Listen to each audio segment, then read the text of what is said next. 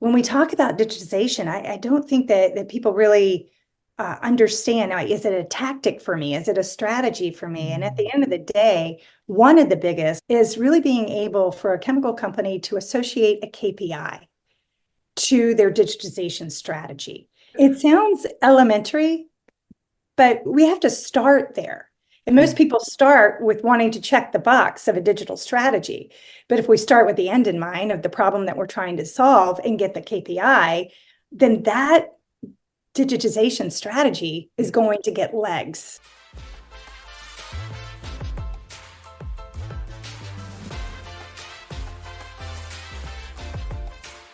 A key component of the modern world economy, the chemical industry delivers products and innovations to enhance everyday life.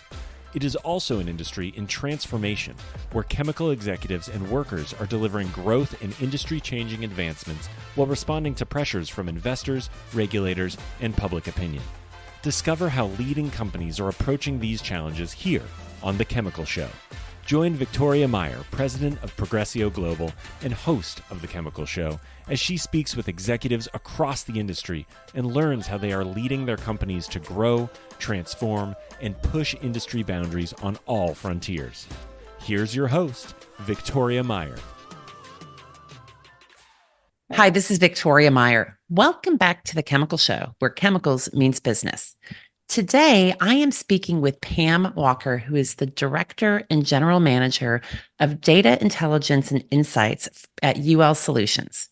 Pam is an experienced business leader with over 20 years in the chemical industry. She's led digital transformation at leading companies, including Univar and Brenntag, before she joined UL Solutions. Pam and I have some parallel experiences in our careers, which we may explore, really about bringing customers, commercial, and digital together. And Pam was one of our panelists at the 2023 The Chemical Summit. So she got an opportunity to talk a little bit about digital then, and we are going to be diving deeper into that today. So Pam, welcome to The Chemical Show. Thank you. And thank you so much for having me. I'm excited to talk with you today. I'm really happy to have you here. Pam, what's your origin story? How did you even get interested in chemicals? And really, you were an early adopter of digital solutions. So how did that come about? Yeah, it's you trip into the chemicals, right? Sometimes, but I was talking to you about at the summit, which by the way was awesome. I cannot wait for next year. It was thoroughly worth the time. So thank you. I started my journey in, believe it or not, 1994 in chemical distribution. And like we were talking about at the summit, it was about 1999 when I went to a startup. And 1999 was like the first chemical digital boom, if you will. Yes. Right? Do you remember? I started working on digital in chemicals in 2000. It's hard to believe that's over 20 years ago. And it feels like not a lot has changed. Here's what's funny. No, it's not, because in 99, you had all these companies pop up, and I went to work for what was an e-commerce company. And obviously that was too early for that. And it went belly up with the hundreds of other companies promising digitization of the chemical industry. But the funny thing is I then went back into chemical distribution and implemented digital solutions for the chemical distributor I worked for at the time. And the funny thing was going to each of these plants and telling people, hey, I don't want you to go in your paper filing cabinet. I want you to go to your computer to do that. It was like shocking. Yeah, right. So then I fast forward in 2005, I went to another startup focused on material selection and discovery, and then UL Solutions bought them. So boom, here I am. Okay, that's awesome. And it's really cool that you've been able to blend big companies and startups as well, because that's a unique experience. Yes, yeah, it's definitely unique and different. And the really challenge and opportunity is bringing the startup vibe into the big company, which thankfully at UL Solutions we have. Great. So tell us a little bit about UL Solutions, because I think people might be familiar at least with part of the company, but not all of the company. I know you've got quite a legacy. Yes, it is quite large. Most people know us from the little circle UL on your appliances in your kitchen and everywhere. And while that's still True, but the definition of safety evolved since our inception 130 years ago. And Solutions, a global leader in applied safety science and working for the safer world is their mission. And we do it through testing, inspection, certification services, but that's now coupled with software and advisory offerings and supporting the customers' innovation, helping them launch Got new it. products and services sustainably and responsibly. And those are really the key things when you navigate these global markets and complex supply chains. Yeah. How does that connect to chemicals? Because again, I think of UL, as you say, as the little stamp on the back of electronics, your toaster, other items. Where does the chemical connection come in? Because chemicals are in everything. We're a walking chemical in our bodies. The way that safety has evolved is when you have all the regulations and retailer requirements and everything and how we get our products to market. And the more that society itself cares about what we're ingesting and how we're throwing away, our global footprint of safety, sustainability, and responsibility really encompasses the chemical industry very nicely, very complementary with the appliances and the way you had thought about UL Solutions before. Yeah, makes sense. You're right. Chemicals are all around us. Most people don't know. Most people working in the chemical industry realize it, but there's still a journey of discovery that we're all on. So, speaking about the journey of discovery, we're in the decade of digitization and AI, right? With tremendous growth and investment. You cannot turn on the news, look at your phones, turn on your computer without hearing something about digitization and AI. And yet, we really still have a very long way to go, particularly when we think about chemicals and materials companies. So, what's the biggest unmet need that you see currently in this space of digitization? Wow, that's a big question. And when I think about it myself, I'm going to chunk it out into three really big things.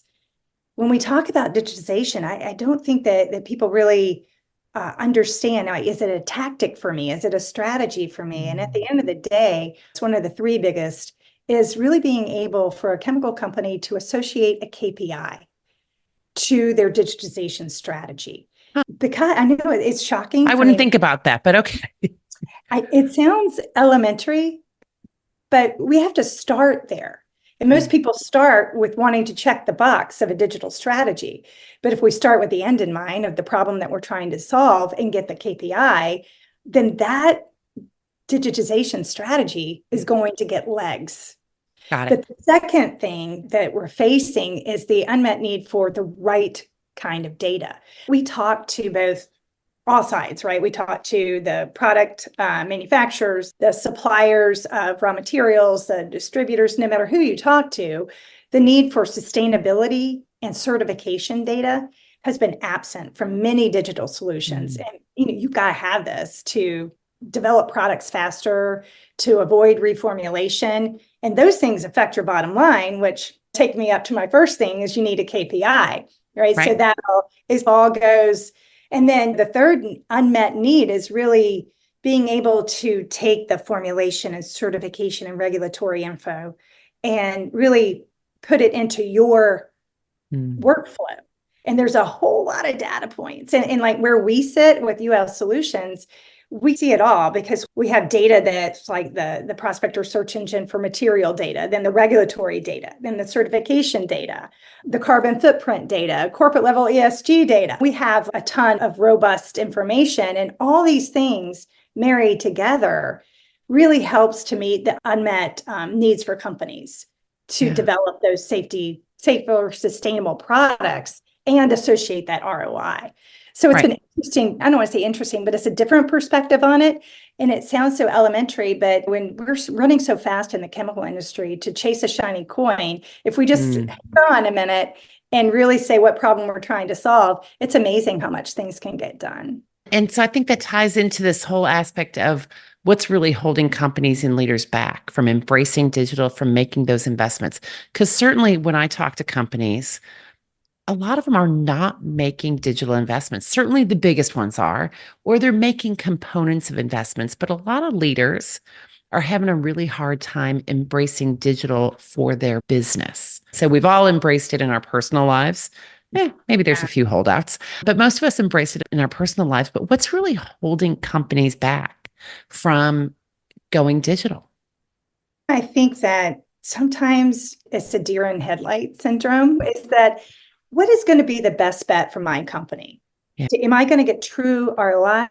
Do I need to do this for table stakes? Do I need to do it for marketing? And so really identifying, and I'll go back to what I said before, how does this help me achieve my revenue goals? How does it tie into my strategy? And how does it tie into better servicing my Mm, customers? Because in the end, that's all that matters is the customer experience, which is going to lead to everything else being taken care of. So I think once companies start there and then understand how the digital tactics, if you will, can help to make their strategy a reality, then they could deliberately move and identify the best bet for them. mm. Makes sense. Do you have data on this? I guess my question is, we think about KPI, and I think really about ROI, the return on investment, and improving customer experience. Do you guys have any data points, or have you seen anything out in the maybe public press, public reports around what the benefits of the companies that are embracing and taking digital to the next step, how Mhm. they're outpacing their competitors or the results that they're achieving? Do you see anything around that? Just off the cuff, I have what I would call proof points in how Yeah. we've helped customers do it. And I will say at a high level, if you think about someone developing a product, and when you develop a product, I always say this, I'm amazed anything that's on our shelves. I mean, you've Yeah. got to understand the composition. You've got to understand if you can sell it in XYZ market. You've got to understand if you can put it on the shelf at, your major retailer. If I'm going and I'm doing material discovery, who am I going to select? Am I going to Mm, select the person or the company that I can extract that information from easily? Or am I going to select the one that I have to takes me more time to get all that? So it becomes a differentiation for sure. And that differentiation can be associated to a KPI. Absolutely. When we talk about what our customers need, and I'll get specific, is that when you can relate it to a KPI and not a checkbox, most companies want to do what? Get products to market faster. That is a huge KPI. yeah. And so some customers have their own data. I got my data. Most companies, Mm, right? Because I loaded it in their filing cabinet 25 years ago. I know they got data, yeah. but they have to marry that with data we have at UL Solutions to really streamline that process. Yeah. And I'll just be anecdotal here, but it's actually not anecdotal. But I'm not going to give the company's name. A special materials company, they had a manual process. And so they Mm, collected all these different kinds of data, product data, certification data, sustainability data manually. yeah. Then they Oh my manually gosh. aggregated it. Now, this is true story. They manually uploaded it to their system. Hours and hours spent on this. And then data integrity, by the time they did all this, was questionable.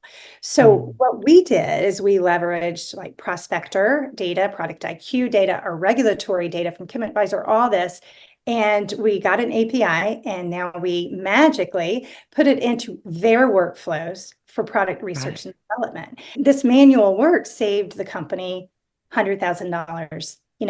in a year for just Yeah. the manual work we're on. So time savings you can calculate. And those are examples, hardcore, of both from an external, you're going to be, selected more favorably, and internal, you're going to get to product the market faster and reduce manual work.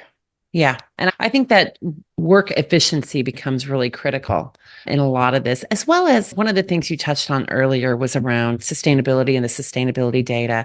And I've had so many conversations in the past week about sustainability reporting that companies are going through and the sustainability data that's needed as companies start to reformulate, or just reformulate sounds like a big word, but just evaluate their formulations and figuring out, hey, what are their alternatives? Having the data that can be in the same format, easily understood, and frankly compared pretty quickly is critical.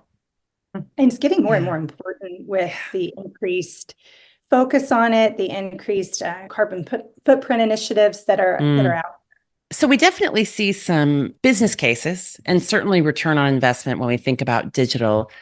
There's a lot of options and it's certainly a big investment. I think one of the big things and one of maybe the big challenges is the changed business processes and behaviors that are required. Because we could put the best system in place. We all know this. It's been done over and over and over again, probably in the chemical industry, whether it be starting with Lotus Notes and then, well, Lotus Notes doesn't work and we're moving on to something else. And maybe it didn't work, but also maybe it's just that the people weren't using it very effectively. So you can put any system you want in place, but if the people, and whether it be employees, customers, other business partners, aren't embracing and changing their ways of working, utilizing these digital processes, then the investment feels like you're not getting that return.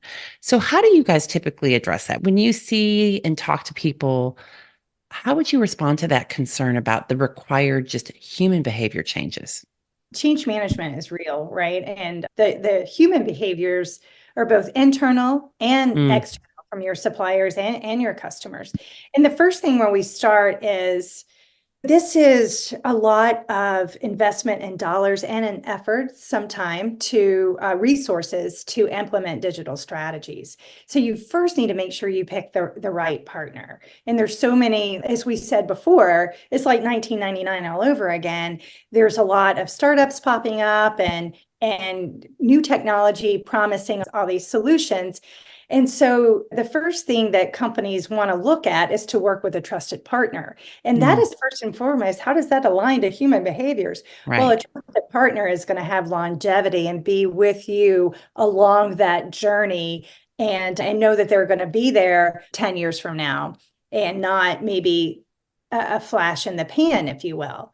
And when you look at human behaviors, to me, the most impactful thing is getting a solution that fits your business and your business problem and not fitting that business into a solution. You don't want to go buy something and say, okay, we have it and we're going to shove it in there and hope it works because people are going to be going, oh my goodness, this Right. is horrible, right? This is worse than Right. I had before. I'm going back to Zoom or whatever you had with that. So as long as it fits in with your business, then we find the human behaviors opening up. My job is so much easier. I can do Mm, so much more. I can make decisions faster and smarter. And so that really leads to adoption and then that trusted partner along the yeah. way to ensure that they have your back. But one thing is, when you invest in digitization, it is an inherent risk, right? But the risk Mm, of not doing it is bigger.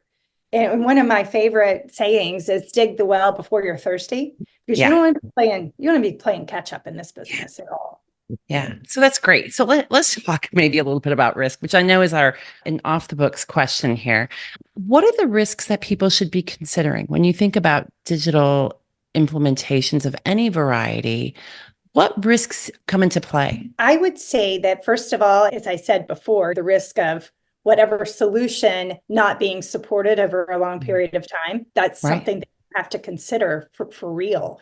I think it's the risk of adoption. And we talked about that, how to mitigate that a bit to make sure that it is solving a human problem, Right. Right. that it's going to help people do their business or do their job better or help your customers in doing business with you.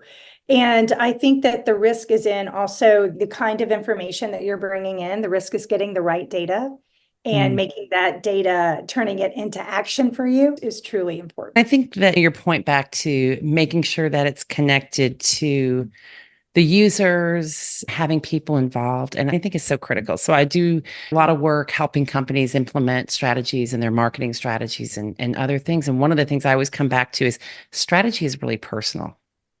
And it can't be done in isolation. A digital transformation decision can't be done only by the IT team, only by the executive team. You actually have to get into the organization, the people that are using it to understand their problems, to build advocates for like, hey, this is the right answer because it's going to solve problems A, B, and C. And I think it's just really critical that people start diving in and Mhm. embracing more of the organizations in these decisions. I really like that. It's starting when I always say, hey, let's start with a problem you're trying to solve. You're really starting with a human. Yeah. You're starting at the people level. And of course, digitization is a board level initiative with no Mm, doubt. But the board, the C-suite, and all the way down really wants to ensure that the customers are taken care of and the revenue is right. not behind it. Right. So we started out talking a little bit about digital strategies and the factors that companies needed to consider in their digital strategy. A recent study by Deloitte, I just saw this from them recently, said that investments in digital were down in 2023. And yet we know that, frankly, 2024 and beyond, we need to be investing. There's no doubt that across the industry, we need a solid digital platform or set of platforms and tools. But back to this idea of strategy, from in your experience, what percentage of chemical companies actually do have a digital strategy that's tied to ROI and tied to KPIs and that they're able to execute upon? Some companies are undertaking quite robust data Yeah. harmonization projects, right? And building cross-functional use that we work with today. And this is definitely a digital strategy. However, some businesses are now building the business case of, hey, we have all this data. What are we going to do with it? So they're not Yeah. all the way there. And Yeah. others have a clear strategy of just single business use case. And we see this in our chemical performance and certification management products. So I just want to get my data out there. I want a Mm, single place to put my product data, and I want it across all digital real estates. And that's all I want to do. So I guess yeah. that's a digital strategy. So a lot of companies, I think the majority are exploring it, but Right. maybe a smaller percent are in execution mode and nailing Hmm. it. Is Wow. that, I think that Yeah. same article though, Victoria, I think it said, if I'm thinking about the same one, it said 94% of executives said that AI will be critical in the next 5 years and Right. really around R&D and gaining insights and tracking. And one of the interesting things that they inferred, or they maybe said absolute in that article, is that the challenge is the quality of the data. Because if the Absolutely. quality of the data is bad, then it just breaks the whole thing. And that's where Yeah. we go to the trusted partner is imperative, because if you don't have data quality, you're up a creek. It goes back to the original garbage in, garbage out, right? If Yeah, yeah, you've yeah. got to have clean, good, solid data to use. And then back to your point, and I think I've heard a lot of these stories, but it certainly came up when we were at the Chemical Summit together, that the amount of data that's in maybe unusable formats is the wrong way to say it, but it's sitting in lab books. So there's all kinds of data sitting in lab books, sitting in somebody's computer in a file that's not easily accessible and usable, et cetera. And so there is frankly, a huge opportunity to figure out how to digitize that data and also a gap, right? And I think about how powerful we will be when we can actually harness all the data we've got. That, oh yeah, there were insights that we had 10 years ago. We just didn't know they were there because somebody was holding on to them just because there was no Yeah. way to share it effectively. In bringing products to market, this data is crucial, right? And Yeah. when we do our chemical data management projects and our sustainability dashboards, we have to go into companies and get that aggregated. And then the Right. light bulbs start going Right. off. Oh my goodness, I didn't realize. And sometimes folks didn't realize that their company in another location was doing X, Y, and Z. So you really get a light bulb on it. But one thing that when you talk, it triggered a thought for me is that if you had to ask me the number one roadblock to digitization, it may be Excel. And it's funny because Excel, Why? I love Excel, by the way, but listen, I have a spreadsheet for everything, but Excel is still saved on, even if it's in SharePoint, yeah. you can't extract a decision from that data. Mm. Yeah, And that's so, a great no, point. my data is digital, it's in Excel. Excel is not going to have a direct feed for regulatory information Right. or retailer requirements Right. or any of the important things. It's not going to tell you your ESG profile. You have to take that data from Excel. And good news, it's already in your computer and you have to integrate it into software stuff. You say that, and it brings up to me, I use Microsoft, I use Google, and Microsoft wants me to save everything in OneDrive. And if I do, I can't freaking find it. Like I'm searching everywhere. And then I have to open Word back up or Excel back up again. Like, where Yeah. exactly did you save this? Because I can't find it. And yeah, I guess that's the good news, is that bigger companies usually have better protocols around this. When you're an entrepreneur with a small business, you're fending for yourself. Although the reality is many chemical companies really have just a handful of employees, less than 20, less than 100 employees, and they don't necessarily have the standardization of business practices to harmonize that data. Yes, and it will still, that means it's sometimes simpler, candidly, Okay. Yeah. right? It's less moving parts, it's less human behavior, and it's a very clear cut, what they're going to get out of it. So I think that if you had to look at maybe how to start or which platform to pick or what factors, if you had to look at that through the lens, it's not a one size fits all, because you do have different size of companies that have different needs. And so what is your company's situation, your objectives, and your strategies? So that's what needs to be considered. When our customers choose UL Solutions, they choose UL mainly from the vendor with a proven track record, right? We've been around 130 years, pretty long time. Chances of us going to 131 are huge. So yeah, I joke, but we're a trusted vendor, and the ability to collect and aggregate and analyze across from employee to ESG to product to supplier is hugely important for our customers.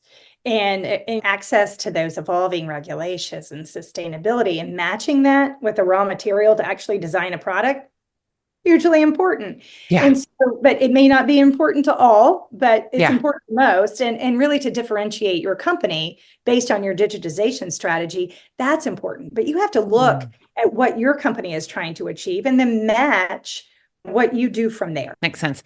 Pam, this has been really good. And I know we could keep talking for a very long time about all things digital. We're still here at the beginning of 2024. When you look ahead to the year, what are you looking forward to? What should we be looking forward to, maybe in the land of UL Solutions or in the land of digital and chemicals? What's on the horizon?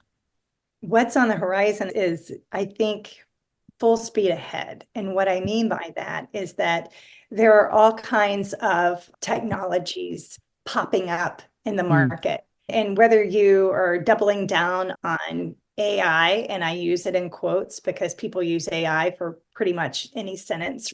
And whether you're using that or you're using data aggregation or funneling it into your workflows, I think 2024 is going to be extremely exciting from an adoption standpoint. And extremely exciting for us to really come together in a way of the industry to offer transparency needed in the market today to bring these compliant and sustainable products to the world. And it's really crucial. And the first step in doing that, and what I'm most excited about, is working with companies to really take the problem that they're trying to solve and strategically tying it to that KPI and business case, and then marrying it with a solution that's right for them. Love it. Love it. So full steam ahead, and we'll see how the year progresses. Pam, thank you so much for joining us today on The Chemical Show. Thank you. Really enjoy it. I've enjoyed it as well. And thanks everyone for listening. Keep listening, keep following, keep sharing, and we'll talk again soon. We've come to the end of today's podcast. We hope you enjoyed your time with us and want to learn more. Simply visit thechemicalshow.com for additional information and helpful resources. Join us again next time here on The Chemical Show with Victoria Meyer.